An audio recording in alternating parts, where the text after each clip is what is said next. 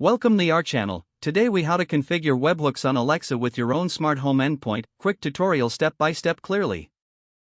To configure webhooks on Alexa with your own smart home endpoint, start by logging into your Amazon developer account.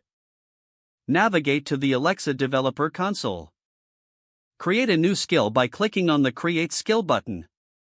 Choose a custom model for skill type. Select a template if desired or start from scratch.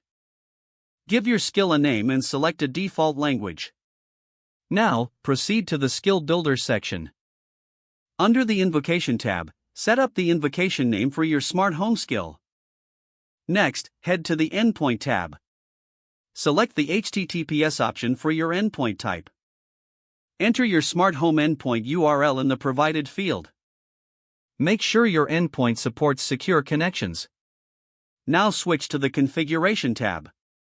Scroll down to find the Account Linking section.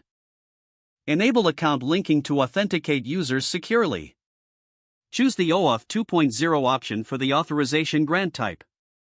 Input your authorization URI and token URI for the account linking. In the Smart Home tab, define your skill's capabilities. Add the necessary endpoint capabilities, like those related to lights or thermostats.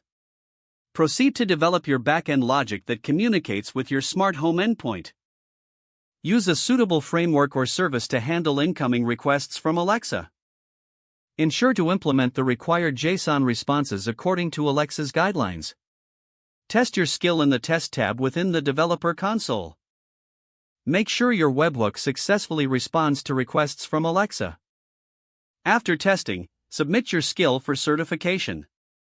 Monitor the certification process and make adjustments if necessary. Once approved, your skill will be available for others to enable and use with Alexa.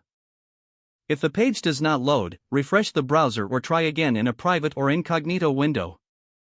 Don't forget to like this video and subscribe to our channel for more step-by-step tech guides.